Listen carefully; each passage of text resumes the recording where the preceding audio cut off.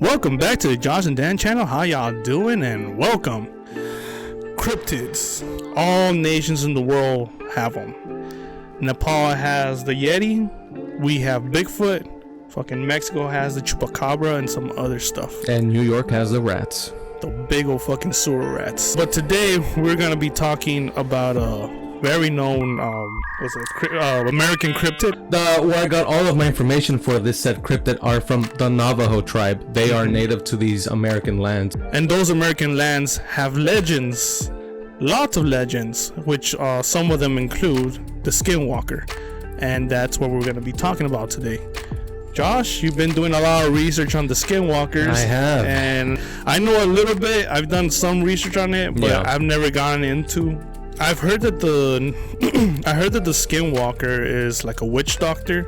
Yeah. That could transform into an animal. Yeah. Or even a fireball. I mean, I've heard different things. There's definitely many stories about it. All the information I got are traditional from the Navajo culture. You got modern stories of people saying that they encounter skinwalkers and they survive. Yeah. Turns out those stories are not traditionally like within the Navajo mythos. Right. People who encounter the skinwalker, it usually ends in a massacre.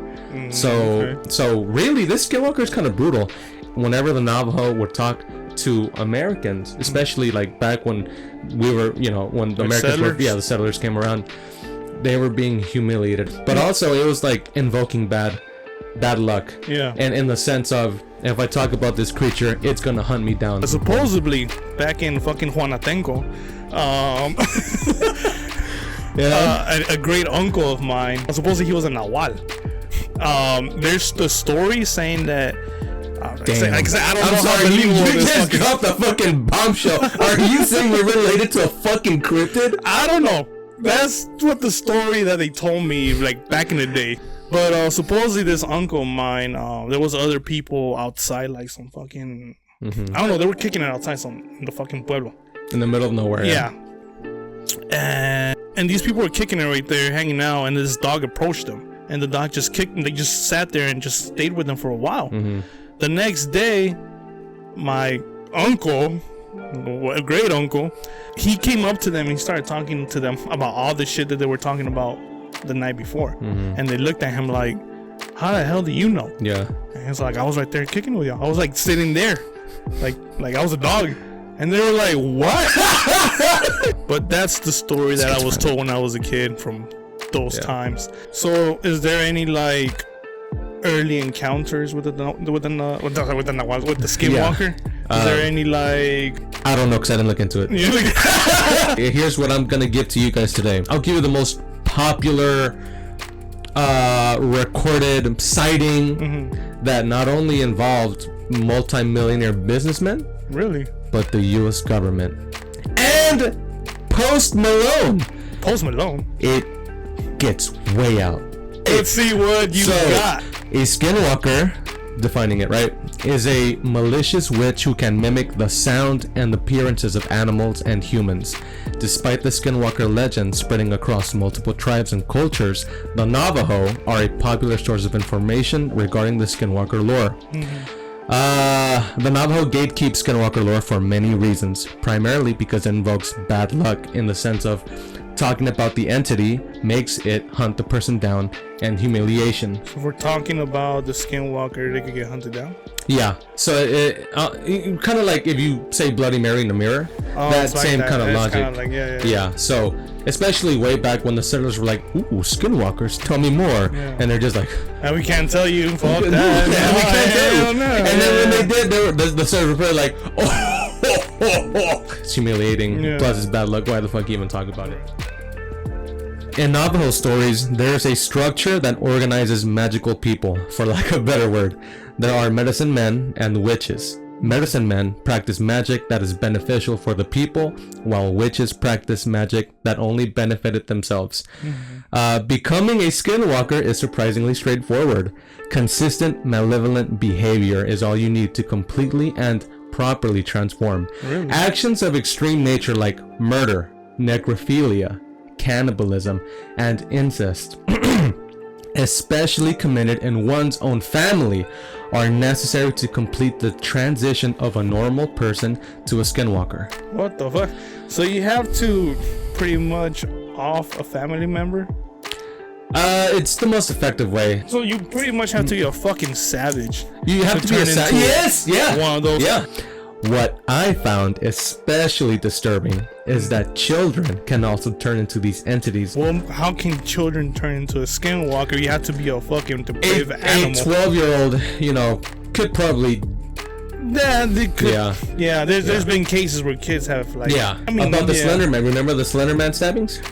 Yeah, that's one case. That was fucking. Well, we could talk about that one next. Yeah, we could talk about a whole fucking mountain of those things. Yeah, that is a recorded event that took place multiple times within the Navajo culture, at least.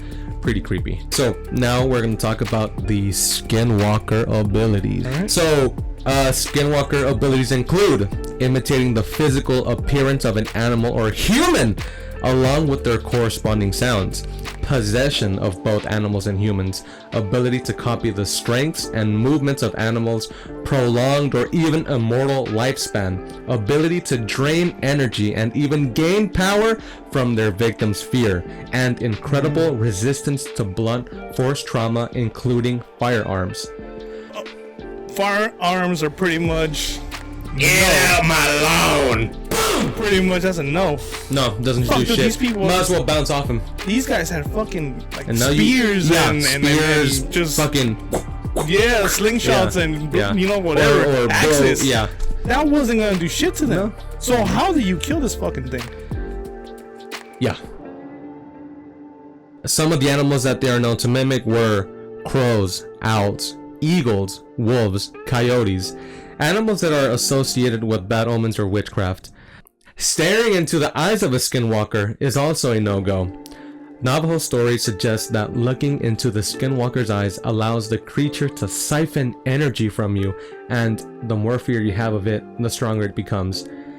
All that being said, it's no surprise that stories from the Navajo regarding skinwalker encounters usually end in brutal massacres. It is noted that stories regarding people surviving skinwalker encounters are not from the Navajo mythos. Basically, I survived the encounter. Yeah, all those people saying like, oh, I saw it and I survived. Doesn't end that way. If it encounters you, you're fucked, and that's all there's to it. Was it possible to tell if an animal was a skinwalker? According to Navajo stories, an animal that was lightly colored, being either a few shades lighter than the animal would be, or being grayer, it wasn't really specified. So I don't know if it means gray or if it just means brighter, whatever. Having an unnatural reflection or glow to their eyes, or other physical and behavioral oddities would be a giveaway to its true nature. Yeah. Okay, so if you see a goat fucking walking... Hey, but goats do walk like that. Okay, that's a bad example. I only said that because you... Yeah, but I feel you. Okay, so fine, let me... You see a dog walking on my or you see a crow doing cartwheels. Though the wretched creature seems unstoppable, there are in fact a few things the Navajo used against them. Much like a vampire, a skinwalker could not enter a home without being invited in. Also, okay. Also, if someone discovers the human name of the skinwalker, simply saying it aloud 3 times would either devastate the skinwalker's health or outright kill it. Any bullet having been dipped in white ash could also harm it, as long as it hits its head or neck. Lastly, an experienced medicine man, wizard guy, using their own magic would have the best chance of not only surviving an encounter, but also killing the creature with their very own might. A chilling fact about the skinwalker is that its exact origins are unknown. The creature seemingly shows up in some way or another in almost every culture. I have a personal story to tell regarding these unsightly creatures. My grandparents encountered something horrific way back in the late 80s in some generic rundown Mexican village. The story goes that as my grandfather was driving back to California late at night, he saw an elderly person in the middle of the road. As he passed by the person, he said that its face was that of a horse. He then said that his truck started uncontrollably accelerating forward without being able to stop. He said after a moment of panic, he regained control of the vehicle and did not stop driving until the sun came out, as any person would. I personally think that my grandfather was high on oregano or something. But my grandma swears, they were in the car, they both saw it. So I'm just gonna leave you guys with this. Could my grandparents have encountered the creature of legend? Could they have been high off their rockers? Are my psychiatrists trying to poison me? We might never know. So yeah, that's that. I call it.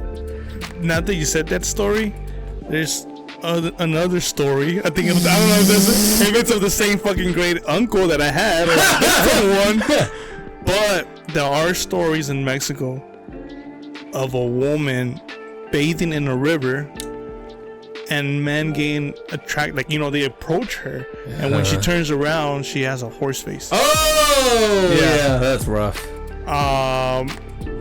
That's what I remember them telling me. It's always a woman. It's always like an attractive woman. Yeah. But when she turns around, she has the face of a horse, and that ends up like I think they end up passing the fuck out, and then they wake up. Like, what the fuck happened? Yeah. Or they would pass out like out of fear or something. Yeah, out of fear. Yeah. Dude. But I don't know if there's any. I mean, like I said, this is just one story that I heard. So now we're gonna get into the most popular sighting, modern day kind of like event that was like the media, whatever. Yeah, I exposed. wanted to ask you on that too. Yeah, here we go. Yeah. At least the events that took place in Sherman Ranch, aka Skinwalker Ranch, I heard about it. Yeah. have more credibility due to how much attention it garnered from the media, ultra-rich businessmen, and even the United States government. So, Skinwalker Ranch is located in Utah, with its popularity in the media skyrocketing in the late 80s. Owner Terry Sherman recounts incidents involving missing cattle mutilations, finding crop circles on the property, hearing voices from nowhere, seeing mysterious lights in the sky, abnormally large animals exhibiting odd behavior, observing animals not native to Utah. What the fuck? Seeing bipedal creatures of imposing stature. The list goes on. It is noted that the surrounding area of the property has had a long history of strange occurrences. People would report seeing humanoid beasts, crop circles, UFOs, animal mutilations, same shit. In the 1970s, people reported an overwhelming amount of UFO sightings, causing the police to stop filing incident reports. Damn. A retired science teacher named Joseph Jr. Hicks investigated more than 400 UFO sightings around the area. 400? Over 400. He was busy. He found that the UFO appearances often coincided with cattle mutilations. It seems that UFO sightings have been commonplace since the 1950s, with the earliest accounts taking place way back to the 1700s by the Spanish explorers. So, basically, if you want to see some weird shit, Utah is the place to be. When the Shermans moved into the property, they found that the previous owners had placed deadbolt locks on all doors and windows of the house. Bathrooms, kitchens, living rooms, you name it. What a red fucking flag. What a red fucking flag when you're moving into a new house, huh? The Shermans described an incident involving a wolf. Okay, so the owner saw a large wolf trying to snatch away one of their cattle. He attacked the wolf with a blunt weapon, bat, crowbar, some shit he had, repeatedly beating it with no reaction. He then grabbed his magnum and shot the wolf at point blank range, getting no reaction. It wasn't until he unloaded his magnum multiple times into the wolf's body when it released the cattle and calmly walked away. A ver. Like that. Terry noted that there was no blood from the gunshot wounds. Eventually, he followed the tracks of the wolf until they suddenly vanished. Weird. That is so fucking weird. Okay, the Shermans recount another incident with a coyote. So, the owners described the animal as being heavily muscled, weighing perhaps 200 pounds, with curly red hair and a bushy tail. The Shermans confronted the animal while it was attacking one of their horses. They claimed that as they were trying to scare the weird animal away, it simply blinked out of existence right in front of them. This is a schizo's worst nightmare. What else? Okay, here we go. The Shermans reported many deaths and disappearances of their cattle, several of which were mutilated in bizarre ways. One description of the mutilations reads as follows. One of the dead cows had a hole in the center of its left eye. Another was found with a 6-inch hole about an inch deep carved out of its rectum. The last cow to be killed and mutilated, had a 6-inch wide, 18-inch deep hole cored out of its rectum and extending into the body cavity. In all 3 cases, no trace of blood was found. A chemical odor was apparent. No evidence of predators, footprints, or tire tracks around it. Of the cattle that disappeared, just vanished, their footprints would go on and then cut off, as if vanishing into nothing. They just disappear.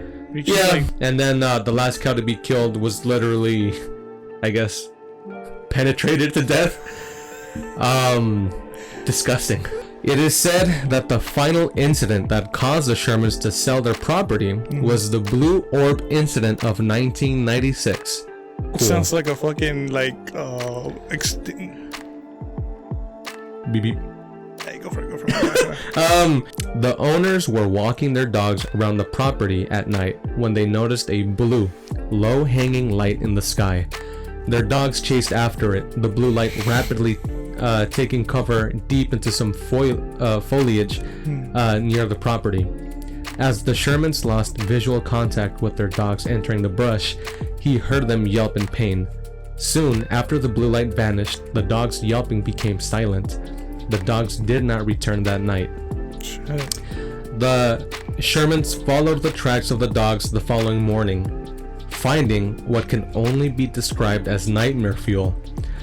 Instead of finding their 3 dogs, they found 3 greasy, burnt lumps of cooked gore atop scorched grass and dirt.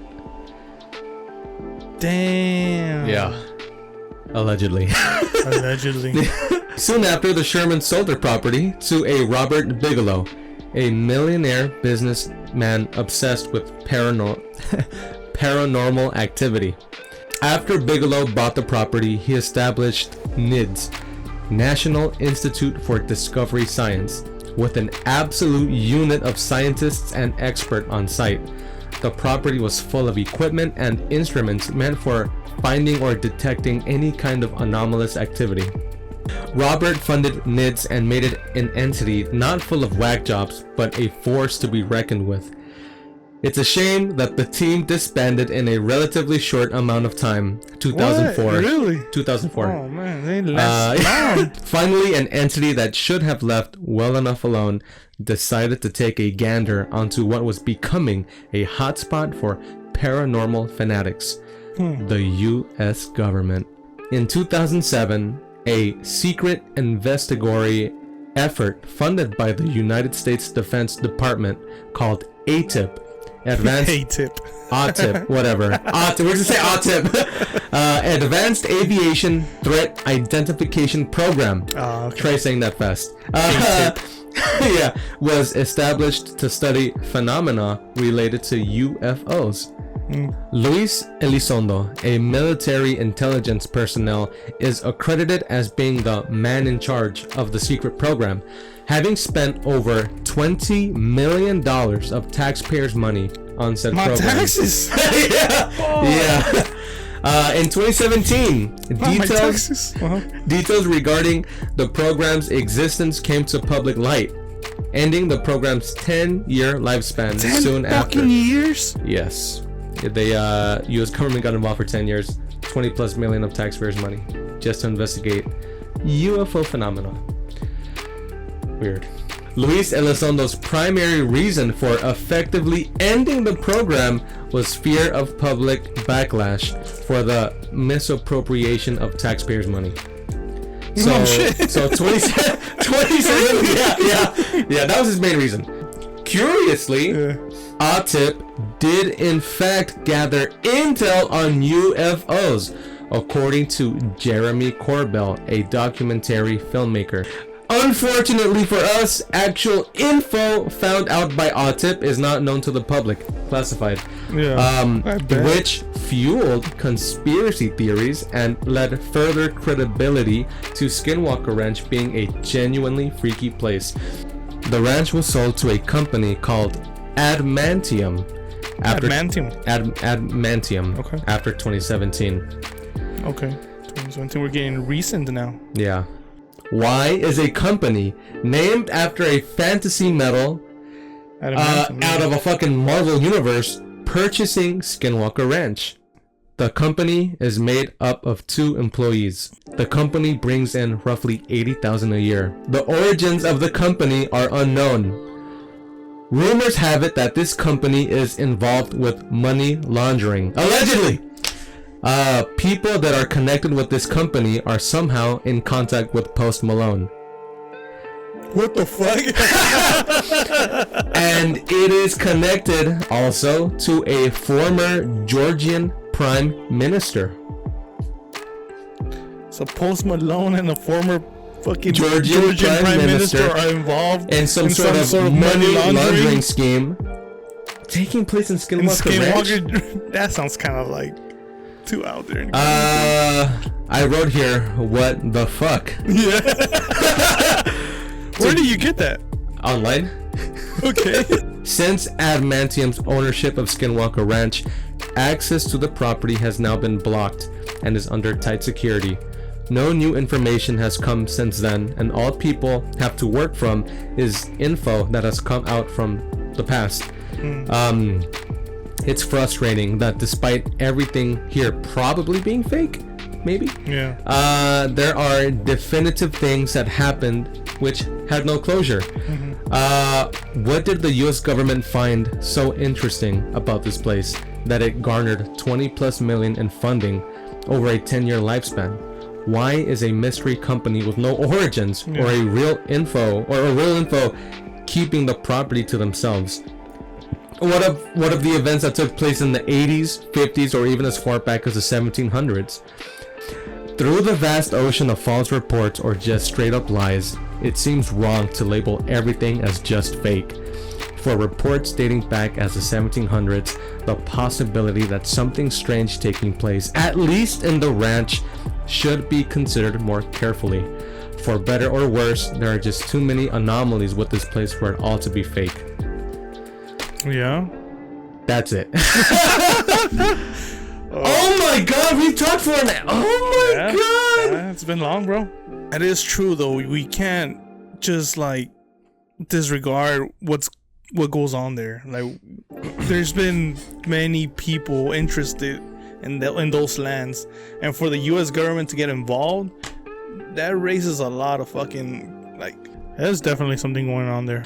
I want to apologize for getting a lot of shit wrong. There's a proper way to explain the things that I talked about, and I know I did them improperly. I tried my best, guys. Yeah, so if I offend, you interpreted it in your own the best way you could. I'm not exactly smart. I do live in my car. I'm joking. I don't. But I did try my best. Oh, well, sort of. Thank you for the. Sorry if I offend people. I'm sorry. I'll be better next time.